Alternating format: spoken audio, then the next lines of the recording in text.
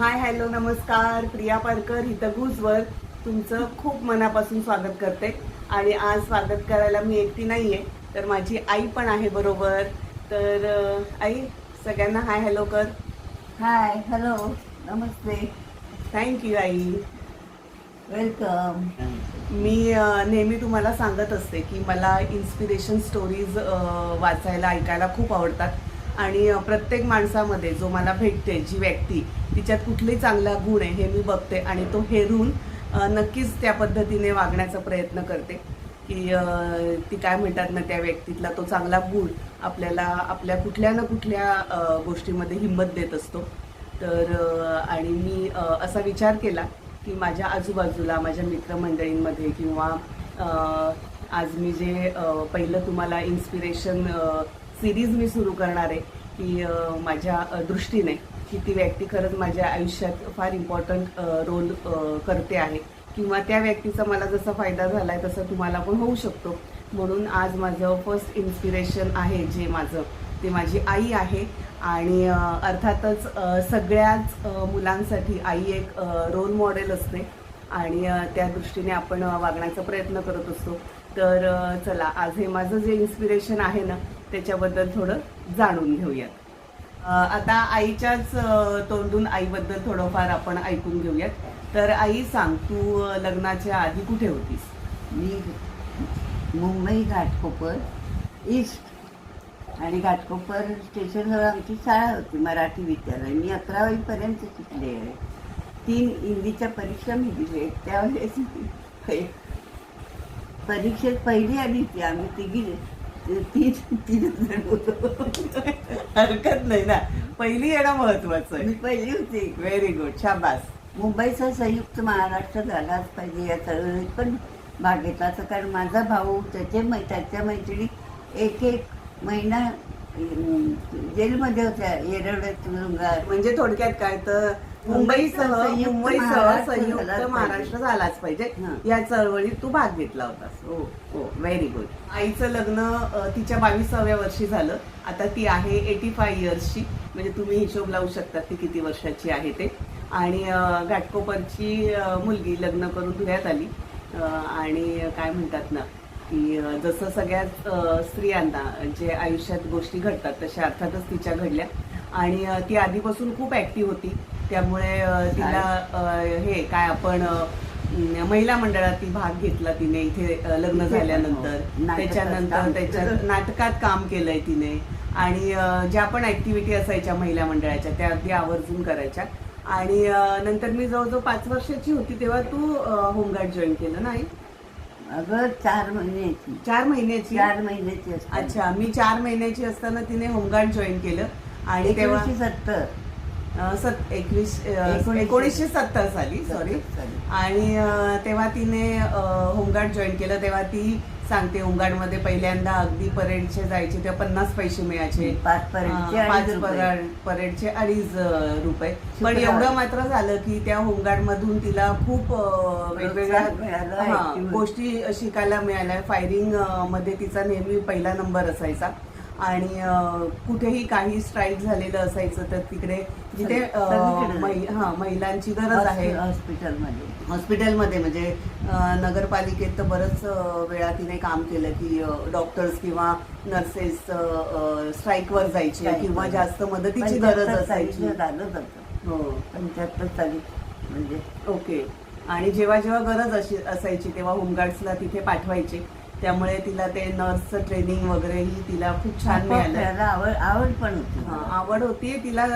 सगळ्याच म्हणजे क्षेत्रात तिला माहिती घ्यायची आणि आवड होती. तो गुण माझ्यात आलाय असं मी म्हणते. म्हणजे मी माझंच कौतुक करून घेते या ठिकाणी. आणि अशी ही आमची मल्टी टॅलेंटेड आई. आणि दुसरं म्हणजे हे तर तिचं सांगितलंच की तिने ह्या गोष्टी खरंच खूप छान एन्जॉय केल्या. त्यामुळे तिच्या ती आधीपासून ही जिद्द होती. ती पण काही थोड्या अंशी आम्ही घेतलेली आहे. आणि तिच्या तब्येतीचं सांगायचं आता मेन जे आहे ते की बाकी तिची तब्येत एकदम उत्तम. आणि दिसायला ती आता सुद्धा इतकी सुंदर दिसते. तर तरुणपणी तो खूपच सुंदर दिसायची. तिचे 1-2 माझ्याकडे फोटो आहेत, ते पण मी तुम्हाला दाखवतेच. आणि एक 8-10 वर्षापूर्वी आई तुझा कमरेचा त्रास झाला होता ना. हो, आणि वाकली हा, होती. कमरेचा त्रास एवढा झाला होता की ती अक्षरशः पूर्ण वाकली होती, म्हणजे पोटातून आपण वाकून कसे उभे राहतो तशी ती झाली होती.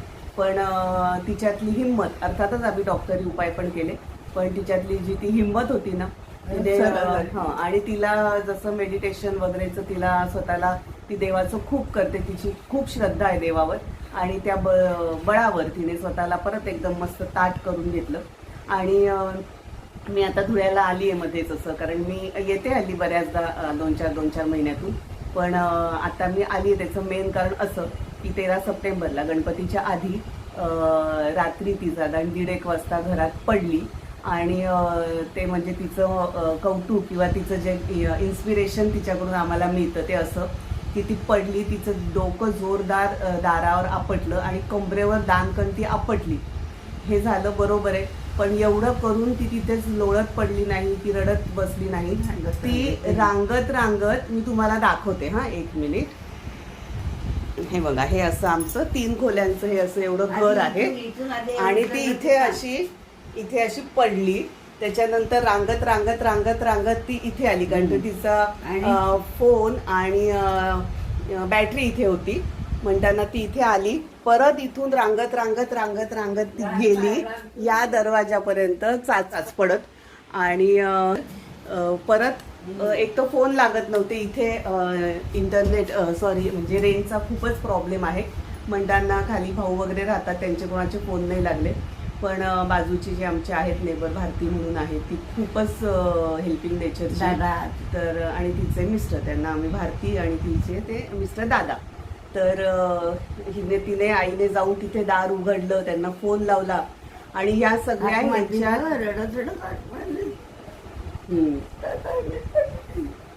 दादा मी पडली म्हणून रडत रडत तिने हाक मारली, आणि मग ते आले 4घी जण, तिला उचलून कॉटवर वगैरे ठेवलं. आणि नंतर मग माझ्या भावंडांना पण सांगितलं केलं, आणि मग तिचे बाकी उपचार सुरू झाले. आणि हे झालं, आजची तारीख किती, आता ही 4 ऑक्टोबर आहे. तर आता ही 4 ऑक्टोबरची ही तारीख, ती 5व्या दिवशी बरोबर तिची ती उठली, कारण तिच्यात मी म्हणते नेहमी की विल पॉवर खूप आहे, तिला असं लोळत पडून आवडतच नाही, कारण ती आधीपासून लहानपणापासूनच ती खूप ऍक्टिव्ह होती, म्हणताना ती औषध उपचार केले आम्ही, नक्कीच नाही असं नाही. पण आता डोकं फुटलं, काहीच फुटलं नव्हतं ना, डोकं फुटलं ना, कमर तुटली, आणि तीच कुठेही गेली नाही. आणि डॉक्टरांनी पण खूप कौतुक केलं की तुमचं खरंच कौतुक करण्यासारखं आहे, सेंचुरी गाठणार. डॉक्टर तिला आता चिडवतात की तुम्ही व्यवस्थितच जाणार आहे, सेंचुरी गाठणार आहे. तर असं म्हणजे हे सगळं सांगण्याच्या पाठी किंवा तिची लाईफस्टाईल साधारण तुमच्या पुढे ठेवण्याचं हेच आहे माझं कारण, की कधीही माणसाने ना हतबल होऊ नये, कुठलाही प्रसंग आला ना की नक्कीच त्याच्यावर त्याने मात करावी. आणि मी तर नेहमी म्हणते की माझी आई नाना यांची तब्येत शेवटपर्यंत खूप चांगली होती, ते स्ट्रॉंग होते ना, तशीच आम्ही मुलं राहणार. म्हणजे हे एक प्रकारचं मी त्यांच्याकडून काय म्हणतात ना, पॉवर माझ्यात घेत असते, किंवा मेडिटेशन हे माझं ह्या पद्धतीचं आहे. तर ही माझी लाईफमधली ही पहिलं मेडिटेशनची स्टोरी तुमच्याबरोबर शेअर केली. आणि नक्कीच तुमच्याकडे पण अशा काहीतरी तुमच्या आई, बहीण, मावशी यांच्याही काही ना काही स्टोरीज असतील, आणि त्याच्यावरनं ते तुम्हाला आठवतील, आणि तुम्हाला सुद्धा काहीतरी एक नवीन प्रेरणा मिळेल मी त्याच्यावर. आजारी कधीच पडली नाही, माझी मुलं पण कधी आजारी नाही पडली, सगळे स्ट्रॉंग. आम्हाला आजार माहितीच नाही मला तरी, आणि पण काही कळली फक्त. ही अशी आमची सुंदर आई किती छान दिसते बघा. तिचा हा फोटो तरुणपणीचा, आता हा आम्ही मागच्या साली तेव्हा हा इथे मी भिंतीवर लावून घेतलाय. मी 5 वर्षाची असताना. तसंच मी हे बघा, हा एक फोटो तिचा, म्हणजे तुम्हाला अंदाज आला असेल किती किती काय सुंदर होती ते. आणि अर्थातच आमचे नाना पण खूप सुंदर होते.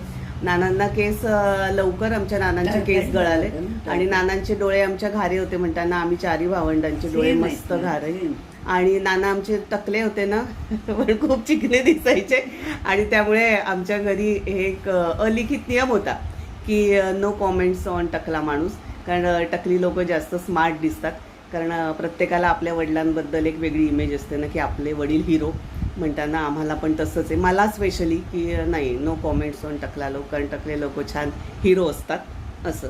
आणि नानांच्या लग्नातला फोटो, आणि सगळी मामे भावंड. आणि हे आई काय म्हणतात ना आपण होमगार्डचं आहे. रक्तदान केलं होतं तेव्हा ते निवडक 10 लोकांनीच केलं तेव्हाच आहे ते. आणि रेग्युलर ती रक्तदान सुद्धा करायची. त्याचे हे फोटो. आणि एक आवर्जून इथे मुद्दा मला मांडायचा आहे की आईचं जसं सगळंच तिने आत्तापर्यंतचं आयुष्य खूप छान जगली किंवा आलेल्या गेलेल्यांचंही खूप छान केलं. त्याचप्रमाणे तिचं जेवण आणि लोणची वेगवेगळ्या प्रकारची बनवणं ना याच्यातला हातखंडाच म्हणजे अप्रतिम सगळं. काहीही अगदी साधं सुद्धाही पदार्थ बनवू देती पण तिच्या हाताला खूप चव आहे. आणि स्पेशली माझं इथे नमूद करते की तेजू माझी मुलगी कॅनडाला आहे तर तुम्हाला माहितीच आहे. तर तिने तसंच ती नानीकडून इन्स्पायर होऊन तिने नानीच्या स्पेशल ठेचा आणि मिरचीचं लोणचं सुद्धा तिने कॅनडाला तिच्या बऱ्याच मित्रमैत्रिणींना दिलं आणि त्यांच्याकडून अगदी कौतुकाची थाप घेतली. तर परत मी हे सांगण्याचा हे उद्देश की तिचं जेवणाखावणात सुद्धा तिचं एकदमच आई आमची खूप सुगरण आहे. तर हा मुद्दा मी मगाशी बोलायला विसरली होती आणि म्हणून मी आता परत हा मुद्दा तुमच्याबरोबर शेअर करते. मगाशी मी तुम्हाला म्हटलं की आईला आमच्या देवावर खूप श्रद्धा आहे आणि तिला आवड आहे उपास तापास देवदेव करत बसणं, खूप सारा जप करणं. त्याच्यानंतर काय म्हणतात ना वारानुसार काही ज्या तिथी वगैरे असतात देवाच्या त्या सगळं ती पाळते अजूनही आणि करते. तर तिच्याकडूनच आम्हाला एक शिकवण मिळाली आहे की बाबा हो काहीतरी शक्ती आहे की ती आपलं सगळं चांगलं करत असते आणि त्या शक्तीसमोर नमलंच पाहिजे. परत वास्तुपुरुषाची जशी मी रेग्युलर आठवण करते ते पण शिक्षण तिच्याचकडून मिळालं आहे की आपण वास्तुपुरुष हा असतो आणि आपण राहतो घरात ते सांभाळणारा एक आहे देवपुरुष. तर त्याची आठवणही नेहमी केलीच पाहिजे.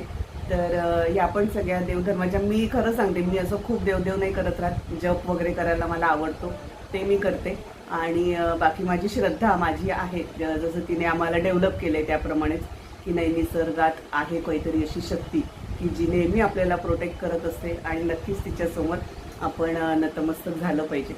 तर हा एक पॉइंट परत मी तुम्हाला तिच्याबद्दलचा ॲड करते. देखो हमारी हीरोइन कैसी रैंप वॉक कर रही है. ये शाबाश रे मेरे पट्टे. Thank you my child. Very good. Welcome. Always God bless you. Thank you.